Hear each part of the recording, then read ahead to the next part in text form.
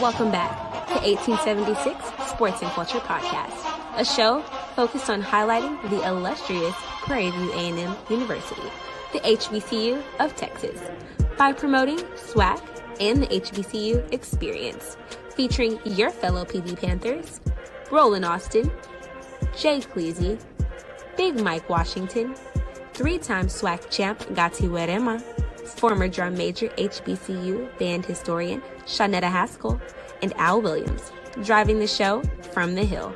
Please subscribe and follow us on social media at 1876 SCP. And don't forget, we do it for the culture.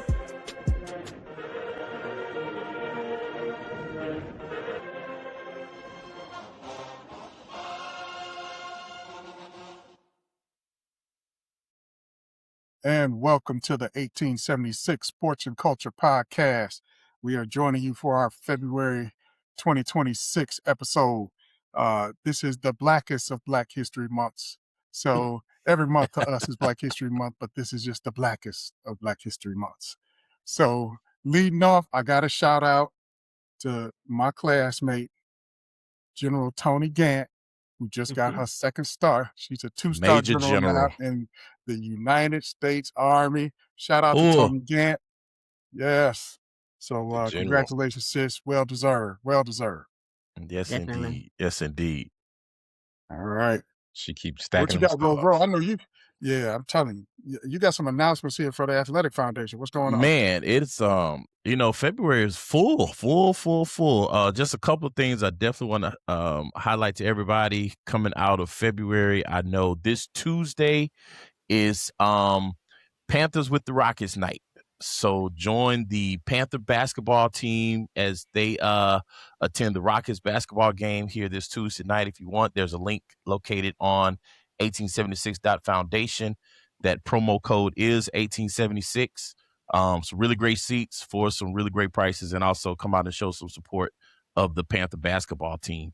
That is also leading us into February 28th, which is the first annual Panther 5K, which is going to convene at Autumn Middle School up in Joe's neck of the woods, Humble, Texas. Come out. You don't have to run. You can walk, stroll, strut, step, whatever you want to do, but come on out and support your Panthers as the 1876 Athletic Foundation puts on its first annual 5K. And I think that's the first 5K that any PV organization has done. So, you know what? Hey, we want to see this event become a success and something that we look forward to year over year. Nice. Yes, All right. sir. All right, we'll do that. Well, we got to hit a little known Black History fact since it is blackest of Black History Months. What you got for us? So now, let's talk about Sister Claudette Colvin. Now, Sister Colvin just passed away last month, January 13th.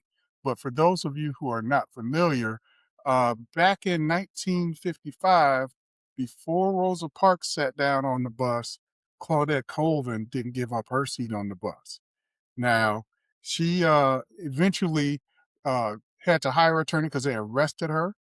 And she feared that something was going to happen to her in custody.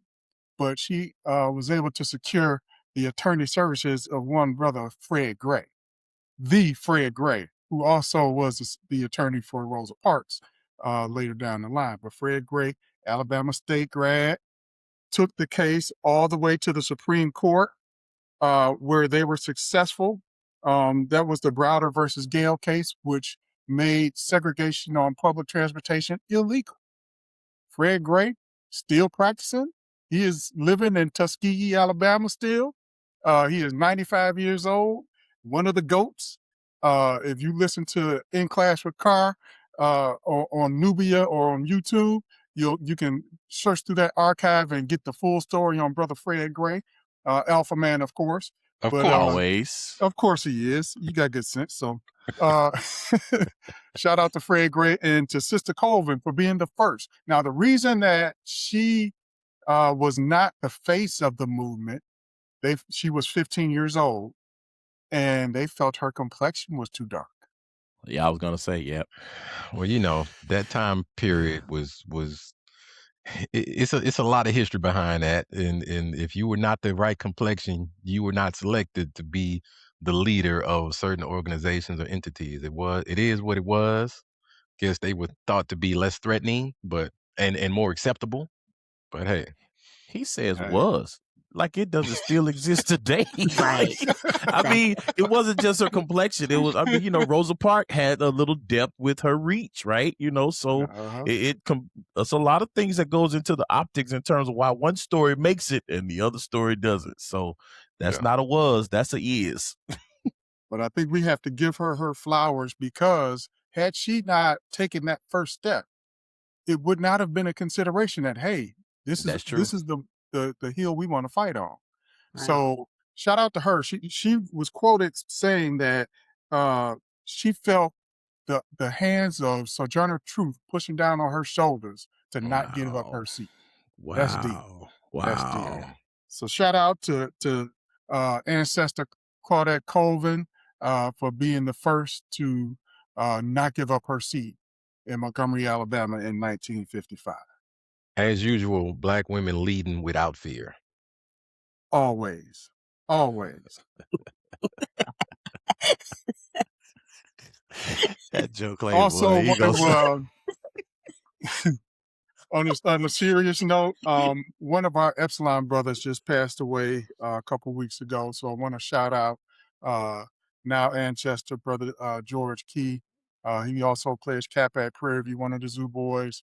He was our Epsilon 9 brother, but will be missed, and we will pour our libations for George. Ashe. We will be celebrating. He would not want no hand wringing and slow song singing. So we gonna send him out on February 21st with a bang. Yes, indeed. Yes, indeed. So, One thing before we go from him, man, reach out and check on your people, right? Just give them a phone call. This thing called life happens fast. Just reach out and check on your people, Yes, sir. Yeah.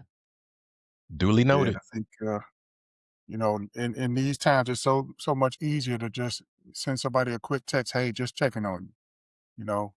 Just look after your folks, man, because that took me as a big surprise. We used to get these messages from G Key, and he would always say, God bless you and your family. God bless. God bless you and your family. We even made it a whole acronym. So if he texts you, you knew who it was. Somebody said GB YAL. You say, all right, GT good then. He said, God bless you and your family, be good.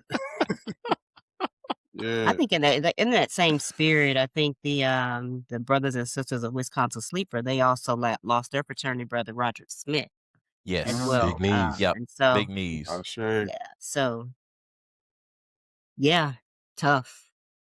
We at that age now, y'all. Yup. We at that age. I don't like it. Get your stuff checked out. You don't like it? I don't like it either. I don't like it either. I don't like it either. Hey man, but I rebuke you. I don't like it. Jeez, man. hey, Okay, man. let's lighten this up a little bit. What we got now? What we got? Whoa. That's our football schedule. What's that looking like, Joe? All right, let's take a quick break, and we're gonna come back and talk a little bit of football. Let's take a quick break.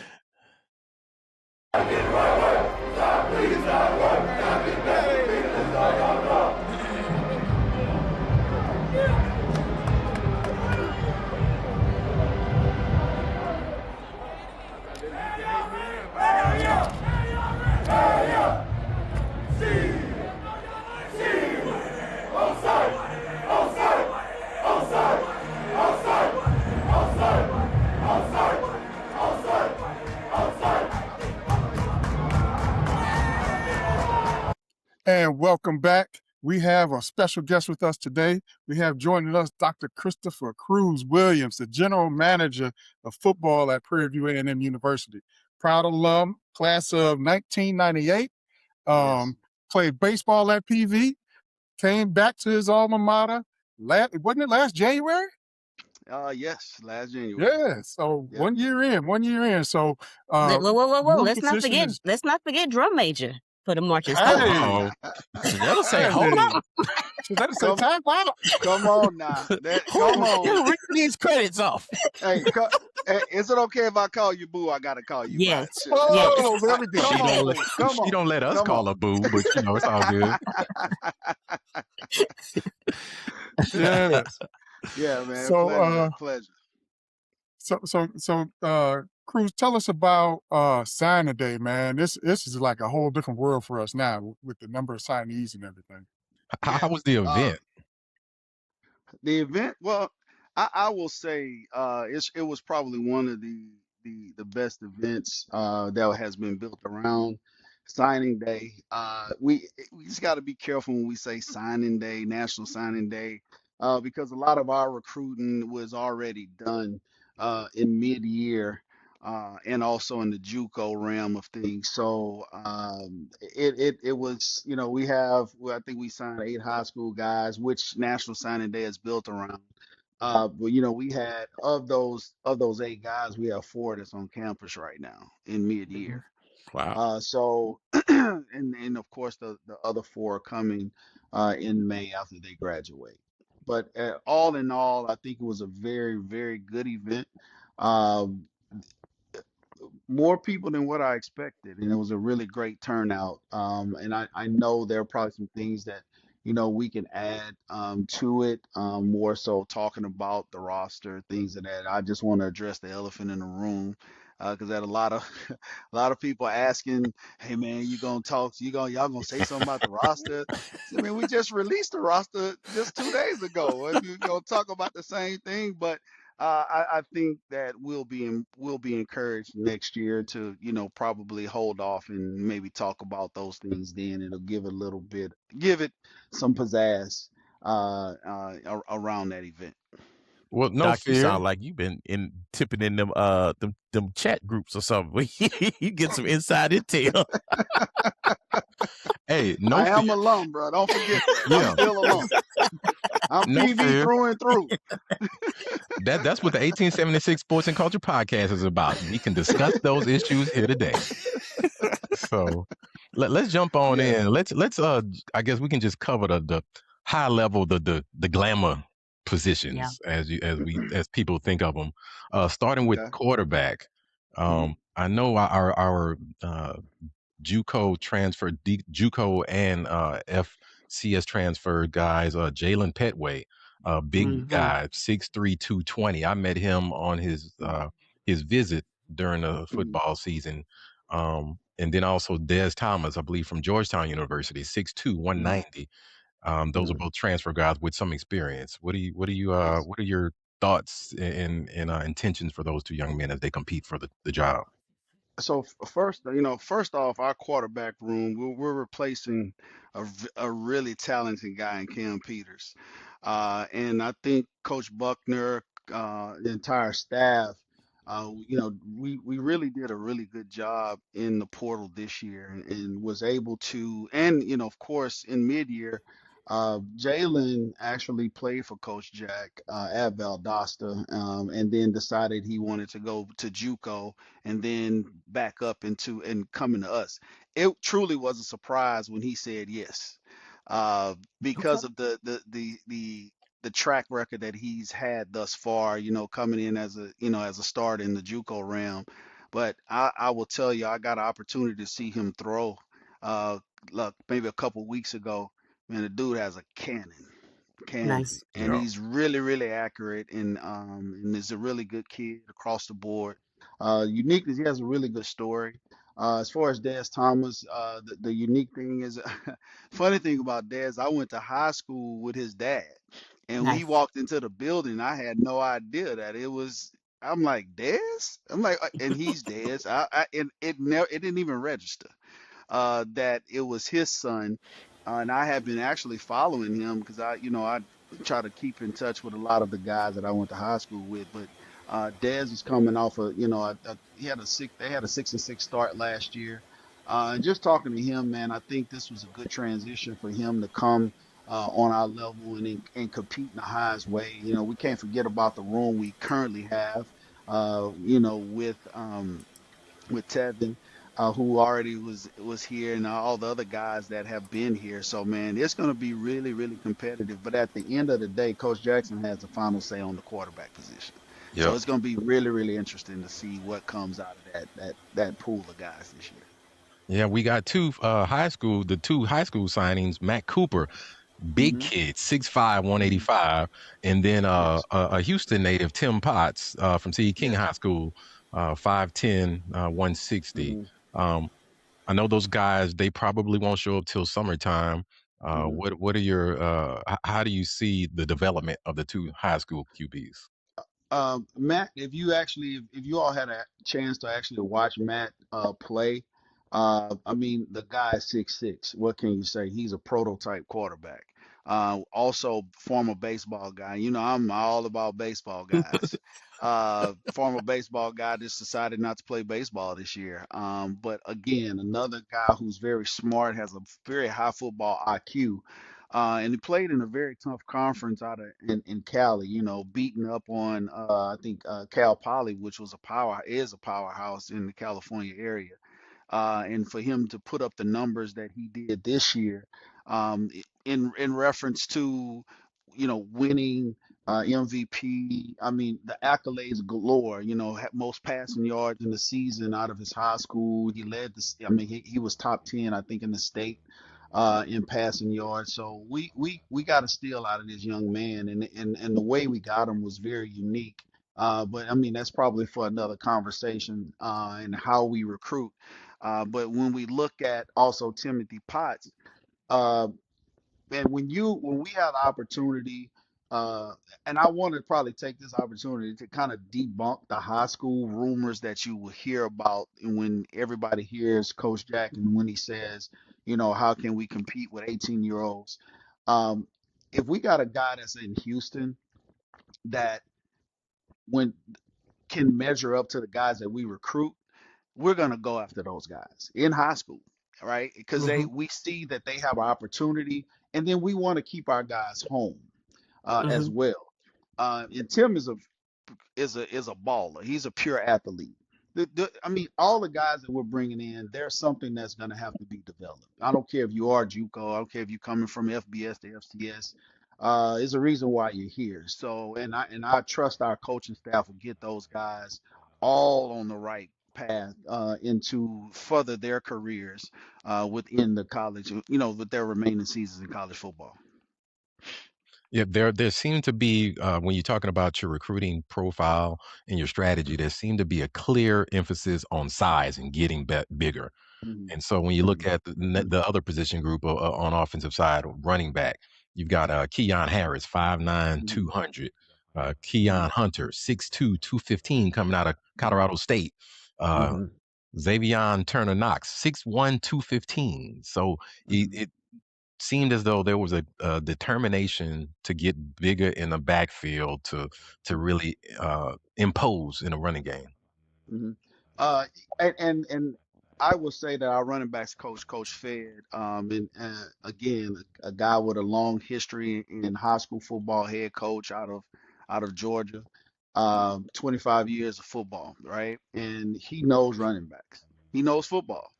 And one of the things that he felt that we needed to improve on is getting bigger and allowing people to miss. Chase is going to be Chase. Chase is a finesse kind of runner. You need a guy like that. He can catch out the backfield. He can swift, you know, between the tackles. But we need somebody to just run you over, right? With Lamaje being gone, we needed some bruisers, right? And so the way that our O line is coached with Coach Carlson and the way we like to run our quarterback, we're gonna pound you. We're going to run the football, and so we got to have guys that can endure that, and also make you, you know, let's get off the first tackle. Let's make you miss at least one time. So we have I think we did a really good job as a staff in bringing in this room. I think we have 9 running backs in the room, which was probably unheard of. But it's all about it's all about competition at this point. So Hmm. I'm excited to see what's going to happen in spring ball. I was happy to see you guys sign Nicholas Trammell out of Aldine High School, 5'9", 160. He's not the bruiser, Mhm. but he's the scat back type that'll make a bunch of people miss and take it to the home, take it to the Yeah, house. Yes, and so there are probably some multiple looks. Once we get into spring ball, once we get into spring ball and fall camp and summer, we'll probably be able to see kind of how we're going to use Nick, because he can come out the backfield. He can also probably play slot. There's all kind of different ways we could probably utilize him with a guy with his skill set. And guess what? He's from Houston as well. Right. So again, another high school kid, right? Yep. So let's continue to debunk all the we don't recruit high school guys, right? Let's I You say I got appreciate two y'all. right here. Yeah, I'm talking about two. That's right in our backyard, right? So, but yeah, those guys are gonna make an impact, and again, I just can't wait to see them compete. Yeah. Yeah. Plus, you get a double whammy with those too, Doc, because you get the talent that you can actually develop, and you're Hmm. also going to get that hometown support from those Yes, guys that are coming to come wanting to come see their kids and yes, their sir. colleague and Yes, they Right. yes, teammates sir. play. Yeah. Yes, sir. Yes, sir. Let's jump over to the defensive side of the ball, the front Hmm. seven. I Hmm. know you mentioned before we were one of the smallest schools in the SWAC Hmm. across the front seven. Hmm. Y'all got huge during the signing day. Hmm. Everybody pretty much is 6 feet minimum, close to 300 pounds or over on the front on the D line. And at linebacker, we're getting a bunch of 6 foot plus guys, 220, 230 guys at the linebacker. One in particular, Mr. Jace Ward from Jackson State, that everybody's Hmm. gonna love the fact that we got one from Jackson State. Talk about the intent to get bigger on the front seven. Uh, well, with Coach BA, and Coach Early, and also Coach Roy, Coach Ba, right? They made it a point, to make sure that when we got off the bus, we looked a certain kind of way, right? Okay. Um, but the way that our base defense is ran and the way that we pose different looks in different for the different teams depending on what the team is doing offensively. We had to get a little bit better at being able to get a strong pass rush, being that the way that we rush. That's not going to change. We just got to get guys who can get off blocks. And so we're gonna cross our fingers on a few things that's probably gonna surprise a lot of people coming up. But we are probably will be retaining Malik Nutaki. He's probably gonna have another year left, so Okay. we're still gonna have him available. If, assuming everything goes right, right?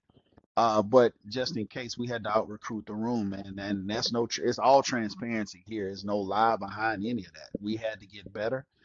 We had to get bigger. We had to get stronger, and we had to get faster. Yeah. I Yep. love it. Yep. And with the schedule that we were talking about the schedule, the tough schedule before you called in. With that schedule, Hmm. we're gonna need the depth. We're gonna need Hmm. the toughness, the Hmm. size, if we want to come out the first 4 or 5 games with a decent outcome. So Right. Do you um, guys remember? You remember spring ball last year? We had 53 people on the field yeah. for spring Yep. ball. There's no way we could have. It was no way to showcase what it is that we can do. This year we have all 105 Wow. on campus that Yeah. will be so we'll have a real spring game and everyone will get opportunity to see and evaluate street evaluation, shall I say, from We are their experts. perspective. Yeah, everybody's an expert, right? So everybody gets the opportunity to evaluate the guys and know this guy this guy that, right? So yeah, but it'll be enjoyable. It'll be enjoyable to watch. Yeah. What date is that, Chris? It'll be April 17th. Okay. And it starts at 6 o'clock, but we also have some things going on prior to.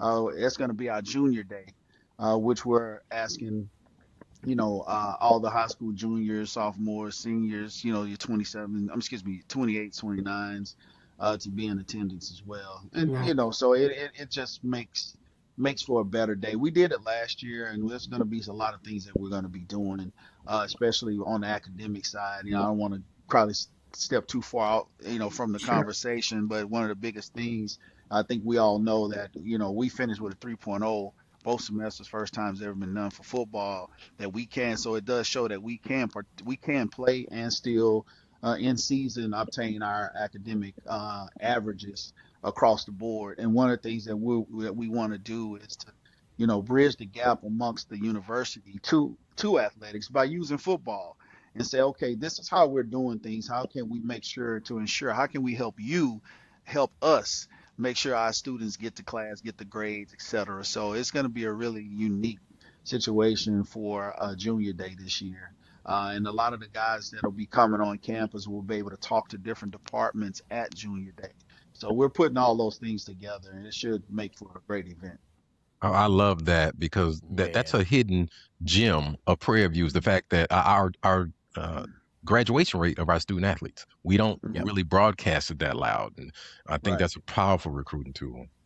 Yes. Mhm. Yeah.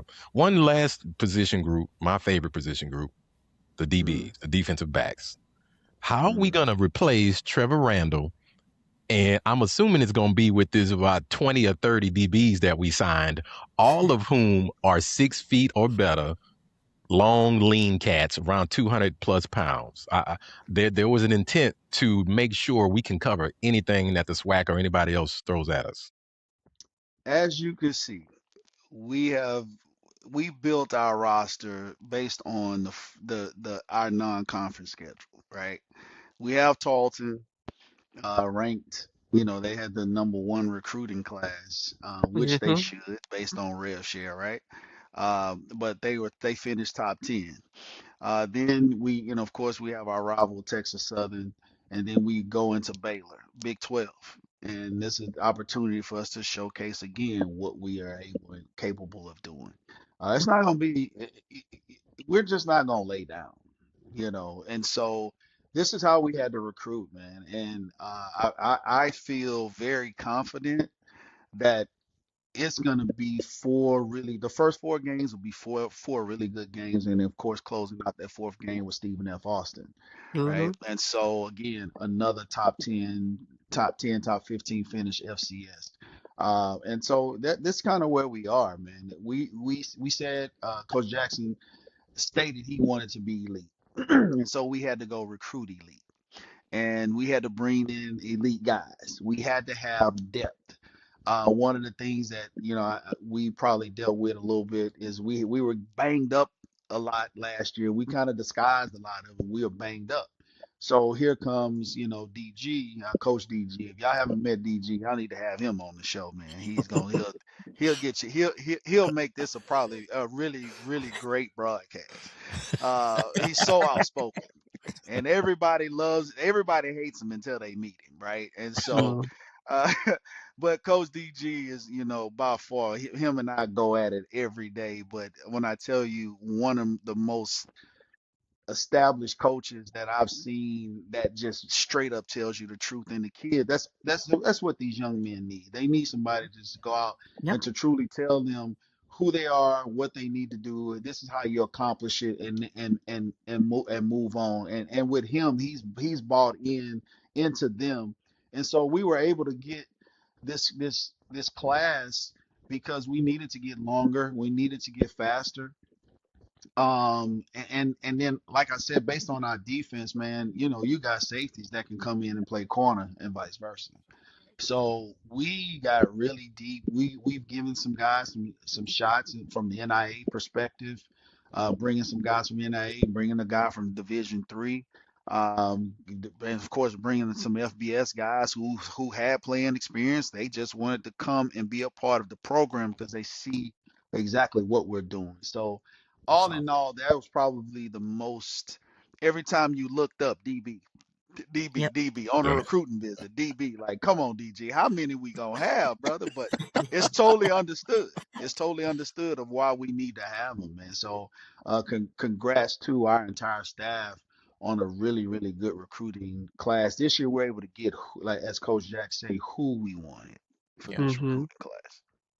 I Man, can. definitely kudos to you guys at a very exciting season in recruiting. I think we have not seen a buzz like this in a long, long time, right? So definitely Yes, sir. kudos to that. Before we wrap up, I know you guys have a couple of events coming up specific for football. You want to touch on A couple of those I know specifically. There's a luncheon and probably a golf tournament coming up as well, right? Yeah, we have a golf tournament that we're working on. I'm not 100%. I got to look at the date again, so I can't share the date with you on the show right now. But we do have a golf tournament that will be coming up. If I can remember, it's in March. Um, Because we have great interns, that's May mhm. 21st. See, there you go. See, better than great, May. Because I'm trying to figure out how they got the information. No, it is May. I knew it was one of the memes. I just couldn't remember. Man. There's so much going on, and Yes, but it is. yes, It is. It yes. is. So that will be a really good event. We've been planning. We actually just had our didn't we just have our first meeting, Roland? You know about it. Indeed. Indeed. Yeah, Indeed. yeah. We just had our first meeting about it, man. So that I think it's going to be a very, very, very good event. And Coach DC was very intricate in wanting to do that, based on things that he's done in the past. Well, as we wrap it up, as we look into at the transfer portal, Mm-hmm. there are still over 3,600 football players in that transfer portal. Mm-hmm. Do you have any advice for parents and student athletes who are contemplating entering the portal? Ooh, man, that's a really good question, Joe. I will say this. I've had conversations after conversations with parents, with agents, real agents, uh, street agents, or whomever. Uncles. Uncles, yeah. Yeah. Um, and I think what I've come across is that there's a lot of guys who they're really chasing the money. And if you know, like I know, and based what's been told to us, there's a certain amount of snaps that a young man should have before they're even considered to even be invited, to be considered to be invited to go to an NFL pro day, right? And I'll just keep it simple because that's everybody's admiration and dream. Well, the more you hop around and the more you're not willing to compete because we're losing the art of competition. Like we're losing that because of the portal. And I think the portal works tremendously for a lot of schools and coaches. I mean, we love the portal. As you all can see, we love it. But however, to guys that's getting in, understand that make sure you're getting the right consultation because the school has to be a good fit for you across the board. If you feel you can play, great, go there. If you from an academic perspective, make sure that your classes that you're in will actually transfer to that school. If not, you're going to put yourself in another situation. I've seen it all. And so with that being said, the best advice is just to seek some good consultation before you decide to hop in because there's all kind of ways that we could say that a kid should or should not get in and why they should or should not get in. But from experience and me and us receiving guys, a lot of the times we run into issues with a kid, some of their credits won't transfer. And so therefore deeming them ineligible. So they have to end up taking more classes. Well, some of them don't want to take classes, and then now you've hopped in the portal, and now you're kind of like you're stuck. So and you're not with a team. So now you're going to lose an entire year of football Yeah. unless you go down to NAIE and play on that level. Division 3 maybe, but I mean it's just all kind of ways. But I would just recommend they, just seek some good consultation. That's the best advice that I can give. Boy, say seek Yeah. Jesus. Yeah, Talk to him. I We'll think if you're talk still in to a, him. I think if you're still in a portal right now, you should be questioning that decision. Yes, if you're Yes. still in it, you probably are questioning your decision and probably asking yourself, why did I do this? Or why did I listen to who I said I was going to listen to?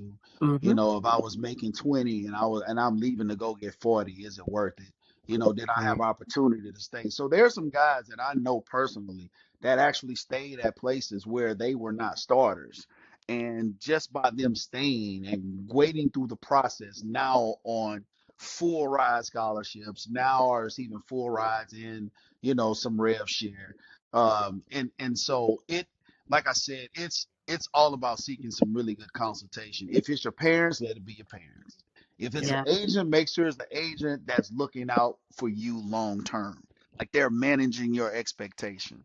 If they're not doing that and it's all they leave the conversation with money, I turn left. Coach Jack turns like we all just like, I don't know if this gonna work for you. I don't know. Mm. Not here. So Not here. Well, I yeah, learned a not long here. time ago on the campus of Prairie View A&M, show mo no. Don't pass Show up more show no. or mo and end up with no. Apply that as you Right. will. Yes, sir. Yes, sir. All right, well, Yes, Doc, sir. we sure appreciate you joining us and shedding light on the portal and our recruiting process and what we look forward to next season. Hey, anytime you want to come back, man, you got an open invitation. Anytime you want to come back. Well, y'all just let me know. Just let me know when y'all want me back, and I'll definitely I'll get on. Chris, I can Okay. do this All every right, week now. if you need me to. Let's ride. I'm about to say. I don't know about every week now. I gotta gather some information. I'm gonna just Y'all, Chat brainstorm. GPT that time. let me just go. I am dealing with a bunch of engineers on this now. I know how y'all think. I know how y'all think. You see, y'all done put a whole podcast together, so I know how y'all think. Yeah. No, you're not gonna trick me into that one. But as We would Say one last night. every other, I can do that. Yeah. I got No, you. I All right, bro. appreciate the invite. thank you All for right, your good deal. We're time. going to take a quick break and we'll be right back with the We Ready shout-outs.